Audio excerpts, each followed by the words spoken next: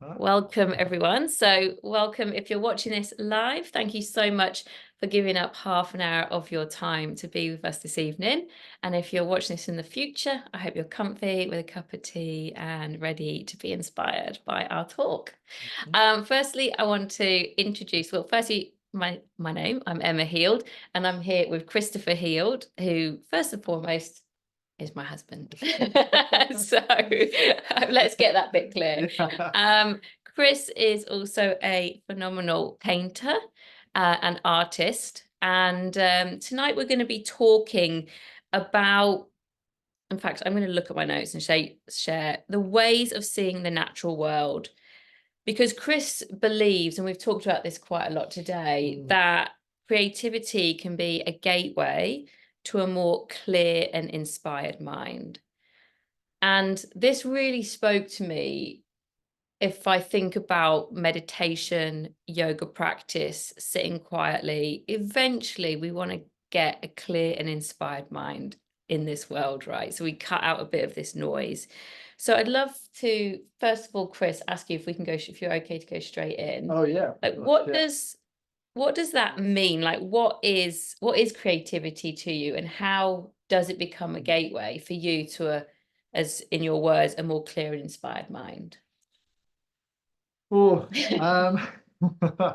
I think I'll remember to breathe on this one, because I think on the wellness week, I think I started to talk and I don't think I breathed for about half an hour. So I was like, all right, I must remember to breathe a bit and pause. You're in the right place, I'll remind you. It's a big question. I think there's it's very tricky, really. I mean, I think I was inspired to start to paint a long time ago. And I think when you start to paint, it's all very new, and I think it's very enjoyable, really, because you're exploring kind of different ways to present yourself, and you find out more about yourself and how you see the world and things. So it's kind of and it's really nice. Like you will tend to have you will tend to have a clearer route as the years go on about what you would like to achieve and what you would like and how you would like to go about hopefully achieving that. I think creativity for me is with regards to, I think with the wellness, with the kind of like, and how clear and how it can clear your mind is, I think it's the concentration part of it really. Is so many people have said to me over the years, oh, it must be really nice to go out and paint, and you know, oh, it must be really so lovely, and you're out there with the trees and I go, no, it's really hard, and your mind is it's not a nice experience. I think for the first half an hour, it's brilliant. It's the most fun thing because you're getting paint down and you're splodging, and it doesn't matter really what happens. And then it starts to get harder, because then you will start to have to try and it's just keep turn it into some kind of picture and some kind of trying to capture the light and color. Because I think, I mean, one thing I did want to like say is you're inspired to paint, well, I am, through the colors that I see in nature. And that's kind of grown over the years, really. Because I never use black in my paintings, because I don't really think it exists, really.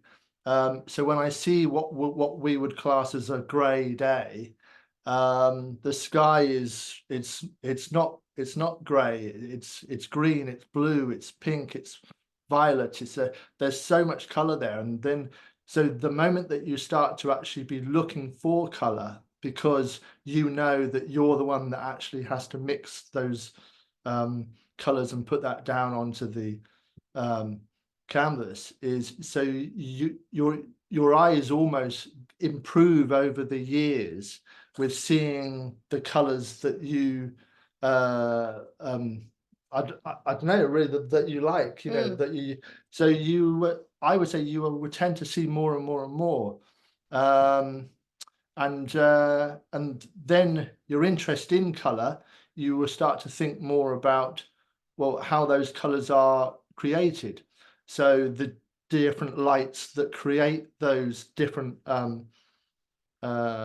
colors, so, and how the changing light can change those. So you, because I don't know, I think it's very much a it's quite a battle, really. But as I'm sure Em knows, Em has seen me in all sorts of ways. Em has seen me on stomping around the house in a bowel mood because it's not going well, or she's opened up the bin and seen torn up canvas and everything like that. So yeah, she's seen me in all sorts of ways. But the weird thing is, it's almost as if you're trying to reach a bar and the bar is always slightly moved. So you never quite reach the perfect that you have in your head. And paintings work and paintings don't, and that's fine. But you always feel as if you're never quite going to reach that bar. But it's it's the bar that keeps you painting like mad as much as you possibly can. I mean, I think a lot of artists would probably just paint permanently 24 hours a day if they could, just trying to improve and improve and improve and trying to reach that bar that you'll never get to. But would you, just button in quickly, like, would you say though that because Chris paints nature, like the natural world a lot of the time, would you say that it's an impossible thing to do in a way? Because like we was driving home tonight from we were visiting Chris's parents, and it was the most beautiful sunset. I mean, it was stunning, like the hills, and then we saw the pink color on the sea. And you said, like, if Chris painted it as we saw it, people wouldn't believe that's got a few people nodding. People wouldn't believe that that's what it looked like because it was so stunning. So would you say that, like, it's almost an impossible feat to paint what you see? Well, yeah, I think there's quite a few artists that I could name that where their purpose to create was almost an impossible goal, and by that you can think of Picasso to trying to paint kind of the 3D on a flat surface. I mean, he was very inspired by Cezanne, who really kind of began that to try and kind of give structure to a landscape, really, to try and create the objects that we see. And then with Claude Monet, I mean, like really, he was trying to paint the air that he actually said the air between him and the object that he's painting. He doesn't just want to paint the object, but the air that surrounds it as well, and the air between him and that. And to paint air, it's like, well, but that's great, and so that kind of almost kept him going his whole life to try and achieve that. Van Gogh really was probably one of the greatest colorists that will ever paint, in my opinion. He once said, kind of going back to the nature point, that he said painters understand nature and teach us to see.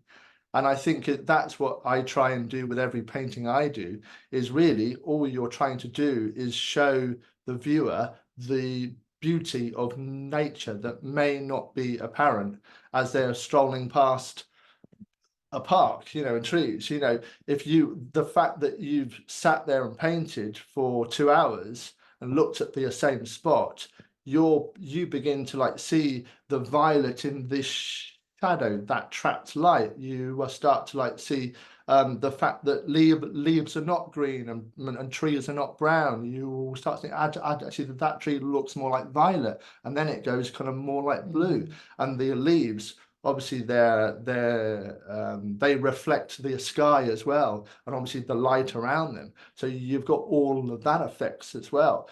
So so you will begin to see more and more and more and more and more, and you have to. I mean, you obviously you can't get too overwhelmed by it, because otherwise it's like but I love to paint quite complex scenes. I tend to not really like your classical view. I tend to like, like a gap between some twisted trees and a branch, and with this, some leaves coming down, just because that's a challenge for me. That's what kind of makes me jump out of bed and want to paint, is because that's like, right, that's my battle for that day, So would you say sorry, is that happening?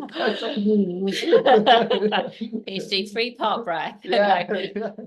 Like as a I know everyone can draw, it's like they say everyone can sing, but I know there are people that can sing and there's people that can sing, right? And so Chris and I obviously both love art. We have a lot of conversations. I used to work at Tate Modern and Tate Britain. Tate Modern used to really challenge Chris because it was like a chunk of concrete or something. But I think what I'm hearing and what you're saying from where I am in my work is that it kind of reminds me a little bit of, for me, of like meditation, because I find meditation really challenging. I will do anything and everything to avoid meditation. Yet when I start it, like you said, for your painting, I'm like, oh yeah, this is okay for the first minute. And then the second and third minute are like, oh my goodness. And then it settles. And then when I come out of meditation or my yoga practice, I can see the world a little bit more clearly. Yeah. And I think I notice more. Yeah. So would you say that like that painting is kind of a similar process? You have to keep doing it and doing it and doing it in order to, like in yoga, we want to become more aware, more peaceful, more kind. But I guess in art, would you say that you just have to keep doing it to keep seeing and seeing more? Yes, I feel it's. I've often said it's a bit like playing the piano. Really, not that I can play that, but I presume it's a bit like that. Is when you first start, you learn to play basic notes, and then you might learn to play a tune or two or so, and then gradually, if you practice every day for years and years and years and years and years, you'll be able to play quite well and play a tune, and then perhaps invent a tune. And painting's maybe slightly different in the fact that every time you sit down to paint, you're inventing a new tune as such, and you're inspired by what you see. But I feel with regards to wellness, I think with painting it feels like a meditation purely because of how much you're looking. And the more, if we went out to look at an object now, so if you went out to a little bush in your garden or something like this, if you sat there for an hour to look at that bush and you started to really question about what colors you are seeing and what lovely shapes you're starting to like see and stuff, then I think the more that you look at an object, the more you learn about it. And the more you learn about it is the more then enjoyable you find that object, I find. So I feel that with painting, it's like meditation, but you don't realize that you're meditating, if that makes sense. So with the Loch Lomond retreat that I can't wait to do, and I'm so proud to be to the there. dark side. Yeah, I'm going on a retreat. Oh my word! So, but I feel with that, when I first went, well, actually, when we first went there, because the air is not completely transparent. The air is it's like a violet kind of blue tone, which is why trees and hills far away look more like blue and violet as opposed to the green that's up close. So when you have that in mind, when you are somewhere where there is a real sense of scale and distance like there is there, I mean, there's a whole other palette of colors that is just like, I mean, it's somewhere where you couldn't just go there and start to paint straight away. You could, like, you would just have to spend a bit of time there before I think you were to paint. But I think the fun part of what I hope to do there with the group is I'm going to give everyone a pack of pastels, really. And I think we'll just really go we'll look at the different ways of seeing the landscape there. I think on the wellness week, I was like, oh, I don't want everyone to try and feel pressure to do any drawings or paintings or anything like that, because creativity for me is not about that. It's about like the way that you look, and no matter what marks that you were put down, that's nothing to do with me. You know, that's your own journey. That's your own kind of business, really. You know, it's what I can kind of try and coach you into ways of seeing, but what you put down is that's your art. That's your journey that then begins. You know. And I suppose, would you say though that and I feel like we need a conversation with John here as well on this, because John said something really interesting a while ago, and I know I've referenced this several times, but like talking about memories, about how what we remember is not quite how it was. I'm still thinking about that. But would you say that, like, when we see things, obviously we all see things very differently. So when we paint or draw or sketch, there's a level of difference because of our different levels of skill. Let's just say, like, I can draw a stick person poorly. You could probably draw them a lot better. So there's a difference in skill. But would you say that what we put on paper is also because we see very differently? Yes, because I think Hockney said the same once, that he said that there is always an element of memory in every mark that you make, even if it's just looking at the tree over there, and by the time you've turned to your canvas here, that you have to, it's that very short time, but you have to remember what you've seen. Even if you were there right in front of the tree, you will still have to look away from the tree for a moment, memorize what you've seen, and start to put the marks on the canvas. So yes, I think there is always an element of that, you know. So I'd love to say, like, you just mentioned Van Gogh there, who, and well, all the artists Van Gogh and Picasso for sure, had a challenging time, let's say, in life in general. Let's say Van Gogh more so, I think, than Picasso, but he had a very challenging, turbulent, if that's the right word, life, right? So when we think about making our art and wellness, would you say that it would support someone in their wellness, or would you say that it's again a different experience? Because with someone like Van Gogh, clearly it was a different time, but there was a lot of turbulence, a lot of turmoil there. Yeah, I mean, I think with him, it's sometimes, I think he's sometimes seen wrong. I think he never, when I think people wrongly look at some of his paintings and think, oh, that's the work of a madman. He obviously was a bit crazy on that point, or so. Whereas he was actually a very intellectual guy, extremely well read. Most of his paintings were very well thought through indeed. He planned a lot. He drew a lot. He never was having any of his attacks when he was actually painting. He actually wrote a lot, that when it was the painting that actually helped him calmed his mind, really. So I think we see his paintings, when you see them like that, there's you really start to like see the immense thought that went into each of them.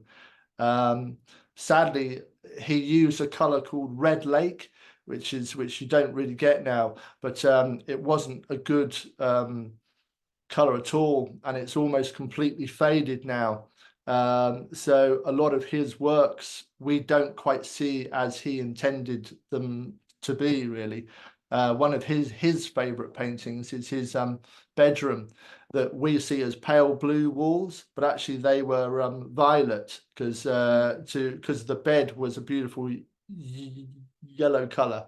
So that violet walls with the bed would have been fabulous to him, but sadly we still see it great, because the pale blue's great, but there is a lot of his works where I look at them now and I imagine the red lake in them. And so I think, oh God, I would have, I would have died to have seen that kind of when it was fresh, because of that, because of the pinks that now appear just white marks. They were once beautiful zingy pinks, and it would have been, so there's a lot of works like that. But yeah, I think it was a very important thing for him, to kind of help him through his kind of illnesses. Really, when he entered the asylum, his brother said to the doctor there that to make sure that he has his paints available. That was one of the like reasons why he was able to go there, really, because they were okay with that, and they even gave him another cell to use as a studio. So he had his one with his bed, and then one with his paints. So I'm just going to pause, Chris, briefly, because Chris has a lot of books on Van Gogh, and we could probably do a talk about Van Gogh. Yeah. But I do want to talk about you, Chris. Yeah, so I'm just going to ask one more question, and then we've got a couple of minutes for Q&A. So I just want to draw it back to our original intent about, and again, I'll just quote you, how you believe that creativity can be a gateway to a more clear, inspired mind. And my interpretation of a clear, inspired mind would often be well balanced and someone that is investing in their well-being, whatever well-being is to them. And I'd just love to ask you, as kind of our last question, on a level of well-being, like, and you've talked a little bit about it, but how do you feel when you paint, or maybe how do you feel when you walk away from painting? It's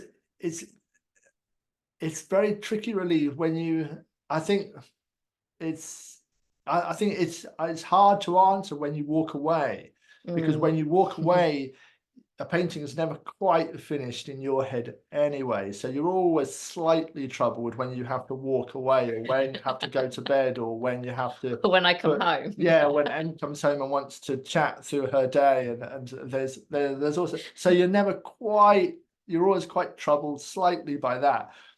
However, I think when you are painting, and when it is just you and that, or whatever you are creating, really, I think there is an amazing feeling about it, and I think you only need. For others, I'm sure their answer would be different. For me, just putting a little kind of mark of some kind of paint can cease to be some paint on my knife, and it then turns into a flick of light on a leaf or something like that. And by just doing that, and they're the greatest moments, because you literally, I mean, you aren't, but you almost feel as if you've created it's been a moment of magic. And that's pretty special. That really is. That's the most amazing thing about it, I think. And you can't force that. And I think I don't think you can teach it. You can't train that. I think it just comes with kind of years practice, and we're all on our own journey, and we all have those kind of moments where something really works, and we just get that moment of yeah.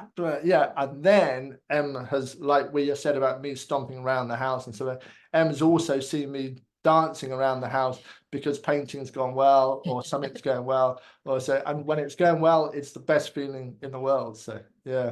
I love that. I've never thought of it like that. Like it's a bit of paint, and then it's a leaf, or a lock, or a tree, or like whatever. I mean, that really is magic. It's like anyone that works in creativity, like turning a script into a film, or a piece of fabric into a dress, or whatever it is, or a lecture, like a planned lecture, and you turn it into a talk, and then people are inspired. So I love that. Thank you, Chris. Pleasure. I know we could probably talk for a really long time, but I also want to be intentional with your time as well. So we've got just a few minutes left, and we can do more of these. even just to, talk about different genres of painting, etc., whatever you guys are interested in or Chris wants to talk about. But I'd love to know if there's any questions. You're welcome to put them in the chat, or you're welcome to come off mute and ask a question if you have any. We'll give it a little pause there while Chris takes a drink. A breath. Hey, John. Hi, Chris. Thank you so much for that talk. I really enjoyed it, and especially hearing this correlation between wellness, well-being, and creativity. Wow. And really, my thoughts, having a philosophical background, my thoughts were going to the philosophy behind all of this. And one of the considerations was the difference between creativity and science. And recognizing, for me personally, and understanding that creativity comes from far more of a spiritual and experiential, lived experience type of reality, whereas science is about something that has been observed and can be then repeated and portrayed to somebody else in a formal way. So the question for me really arose that you were talking about black, that you don't use black. The scientific description of black is something that totally absorbs light. So all light is absorbed. It's not that light isn't there. In fact, black has the most light of all. White doesn't absorb any light. It simply reflects it. So white doesn't have any light. Yeah. And that is a polar opposite to what we perceive. And There's, I think you're right, John. That is, and I've heard that actually. Like, I think the one thing I'd say is with I thought it's just gone for a second. Yeah, this is I heard the other day actually that I can't remember his name, but the chap that first did the color wheel, the color table, and I can't really remember his name, but he looked at it very much as like you like I said, from a scientific point of view, when light goes through the prism and then comes out the other side, blah, blah, blah. And then there was another chap that, again, I can't remember his name, which is terrible, but he looked at the same thing, but he looked at it from more of a romantic point of view that like caught my ears, and like I thought, what's that? And so he was thinking more about color from he said that no person sees exactly the same, because we put our own kind of filter onto everything that we see ourselves. And that really interested me as well. What I like about not using black with regards to painting nature is black can often flatten something, really. If I use jet black, it feels quite flat. It's not really got life to it. Whereas if I mix like a cool black or a warm black with like reds and blues, it just seems to like hum a bit more, and it seems to work with the other colors that I use. It seems less of like a it seems to harmonize with them all, as opposed to be black and then everything else. So yeah, but no, that's a very good point. Actually, I'd heard that recently. Yeah, thanks, John. Yeah. Great. Anyone else? Yeah. Sorry, go on, Karen, and then Hilary. Yeah, go on, Karen. Hi, again, thanks very much, Chris. That was really interesting. And like you, Emma, I loved your final quote, especially about that blob of paint then becoming that light reflected on a leaf, just that whole image of just what seems so simple and what it creates. I really like that. But my question really to you, Chris, was, you were saying earlier that you're always as an artist, you're always striving to reach that bar, and you never kind of feel as though you ever reach that to that bar, and that you can walk away from paintings feeling troubled sometimes. And I was wondering, does that keep you inspired, or can it, or does it ever lead to the equivalent of writer's block, where you can't think anymore of what to put down on canvas? Just wondered.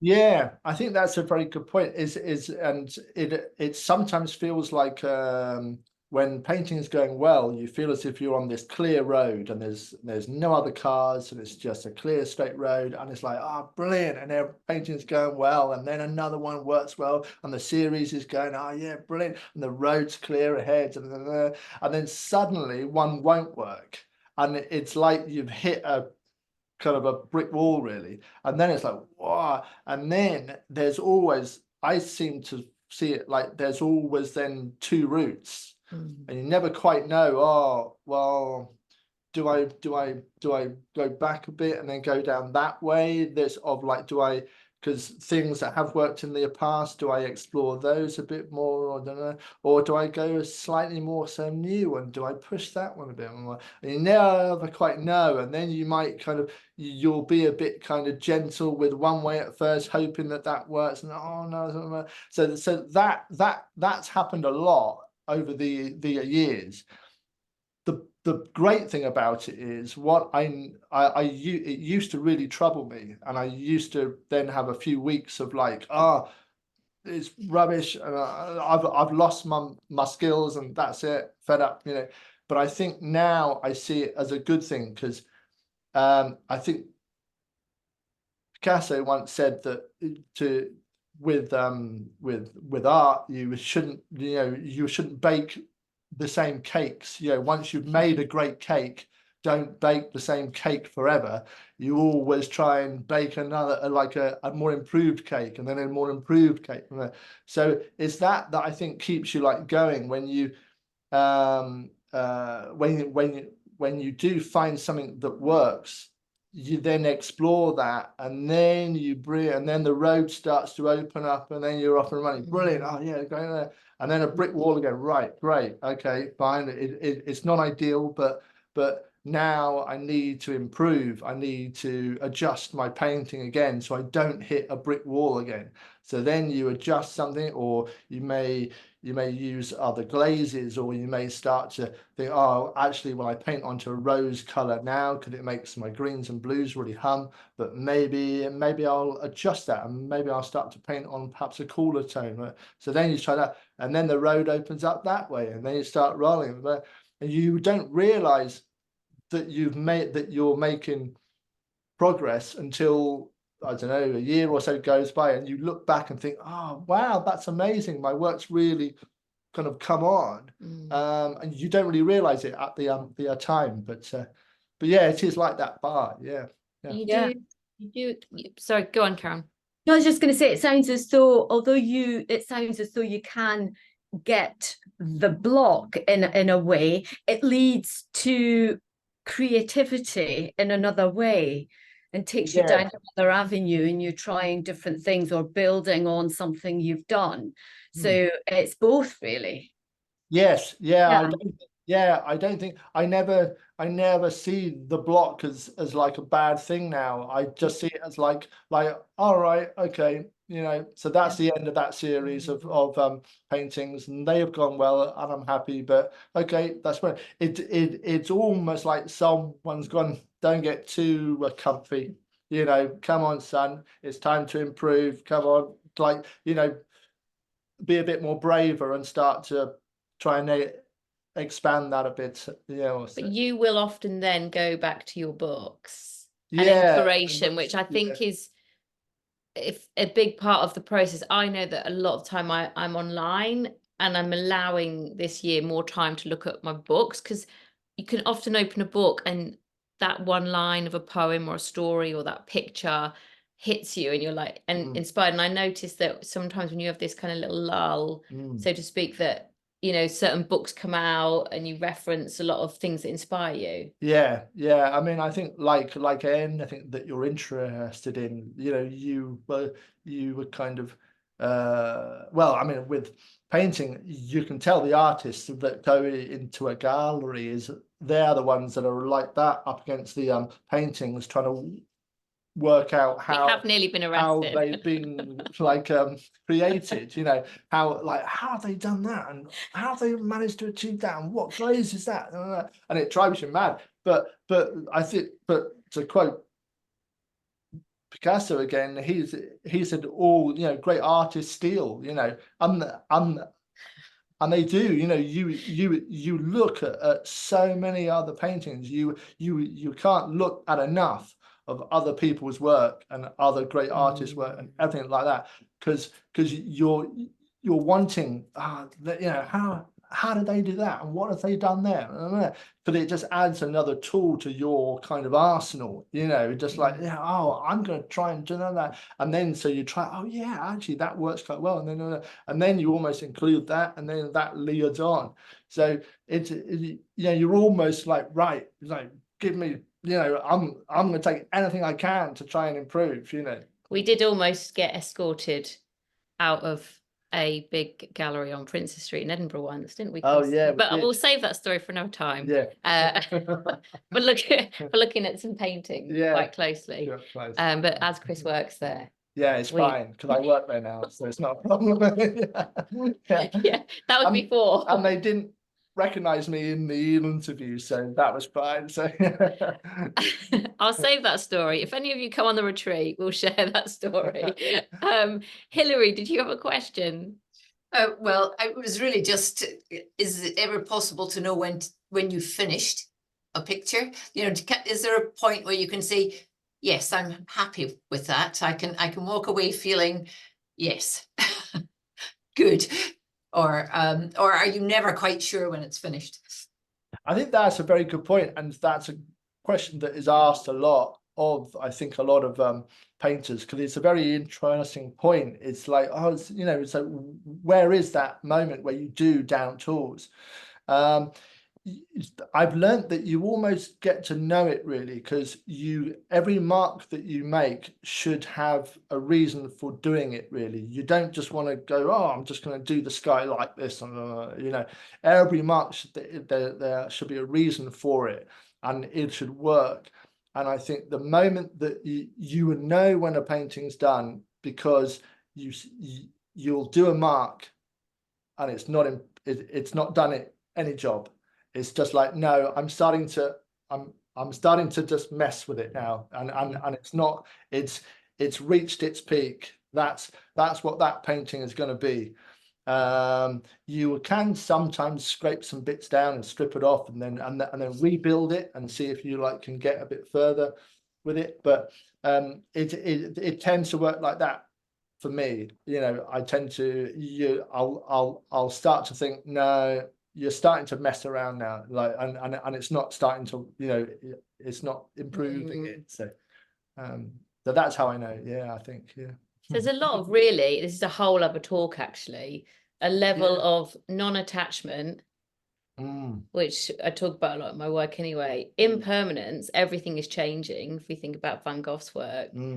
And this sense of almost surrender, really. Yeah. It's always going to evolve, but you can't be attached to it. Yeah. I guess, because it's just always a process, even when it's kind of finished. Yeah. It's still always, I guess, a process for you. Yes, it is, I think. Because you would then go back to that work, even if it's on someone's wall. Yeah. And maybe think about it again. Yeah. Sense of completion. Yeah. Thanks. Great. And any other questions? Wendy?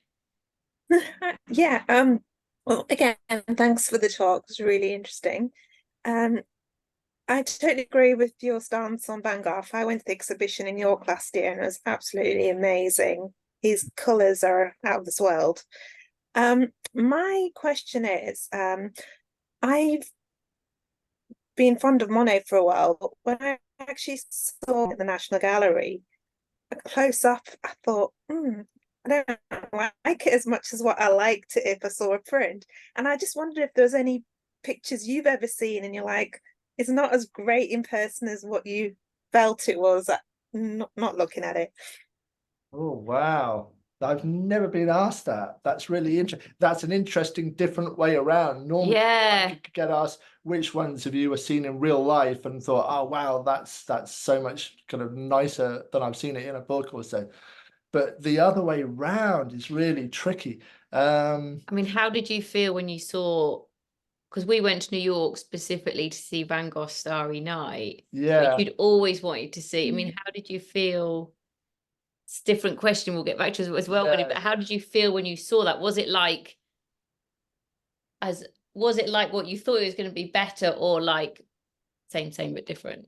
Like, yeah, I mean, I think that was amazing. I mean, that was, right. yeah, I probably couldn't kind of, that was just something else, seeing that in real life. Because I often quite like the fact that you're stood this far away from an object that, boy, could that object tell some stories. You know, that object was once on that artist's easel. That object was once still wet and, like, you know, plonked up in some corner of their house, and that, and then the journey that object has been on. I mean, some Van Gogh paintings were owned by Goering during the war. You know, I mean, it blows your mind. Well, I say owned, probably, you know, pinched and then kind of, you know, but it just, the journey that painting has gone on, the walls that it's been on, and what that painting has seen is astounding, and we're just that far away from it, really. But I think the paintings that, to answer your Good question. That's a really question, good question. yeah, it's really I mean, I think it tends to happen. I don't think I can name any names, but it tends to happen quite a lot. I think you would do kind of, I do see some paintings that I'm really excited to like see, and then bits of them you enjoy, and other bits you like think like, oh, you know, I was kind of maybe hoping for a little bit more, or so, or you know, I mean, you even, it's very cheeky to like say, but you like think, oh well, oh, I'd have worked a bit more on that part of it, or something like that. I mean, obviously that you know, and that's totally, but that's just what you like think, you know. I mean, Yeah. you have to be, you know, like honest, and I think, oh yeah, I'd have maybe done it a bit like Don't that. take your paintbrush next time we go to No. MoMA or the Yeah. Met or somewhere and be like, just gonna put, I think you can't needed one improve more on it, star. yeah, A little bit more of a mood. yeah. That is good questions, everyone. Yeah. That was really, I'm going to think about that as well. Yeah, that's really interesting. Yeah. Mhm. Any other questions? I think Chris is going to be thinking about that one all evening. From anyone? No. If you do have questions, you guys that are watching this live, or if you're watching the recording, you're so welcome to send them to Chris. I'll send the recording of this, and you can also find Chris at his website, which is www.christopher-heald.com. And you can find him there and all his works as well there. And obviously you can find him when we're on the Loch Lomond retreat. For you guys that are going to be there, Chris will be facilitating a session, and slowly luring him over to the dark side of yoga. And one year we might co-facilitate a longer retreat. Yeah, the Loch Lomond site, when we first went to like see it, when you walk in the door, it's got floor to ceiling glass. There's just this like panoramic view of the loch, and it was a bit like it was like kind of quite one of those kind of moments of like, oh my word, this is something else. So it wasn't an easy. I mean, it was a very easy kind of answer when Em said, "Oh, would you quite like to come along and work with the group for a morning or so?" It's probably the easiest choice I've ever had to make, really. And I've witnessed kind of classes of Em's in the past, and it does astound me. She's extraordinarily good at working with people in ways that in like a natural way that I didn't realize, you know, like knowing the like home her, you know, so so it'll be fabulous to witness that as well. Thank you, Chris. Thank you. And yeah, I think I'm going to do a talk myself about how and why I've set up this retreat, but I think to have you and the other facilitators there will literally, as you've said, help see it differently. And of course, if you're not coming on the retreat for whatever reason, then hopefully you and I will host more events in the future, more talks. And also, of course, the main thing is really that people can get to see your work as well. So and their work. Any artists out there, keep on doing it. It's fabulous. It's brilliant. Keep on that journey, you know, or start a journey, you know. We all have our own craft, really, don't we? So we all do our things. Wonderful. Well, my friends, I'm going to wrap that up because we could literally just talk for a really long time. I know that John and Paula and everyone, Norma and everyone, and Kaiser who hasn't spoken, probably got a lot to say as well. I love how you mentioned cake on the talk as well. So John, Paula and I will probably talk about cake at some point, and Wendy. So I'd love to thank you all for coming. I'd love to thank you, Chris, for your time well. Like, it was really kind of you to give up your evening this evening. And thanks to everyone for kind of, you know, freeing up your time as well. Like, so kind of you. So thanks. So what I'll do is I'll press pause on the record, or stop on the recording, and then we can have just a brief chat if needed. But yeah, thank you all for coming.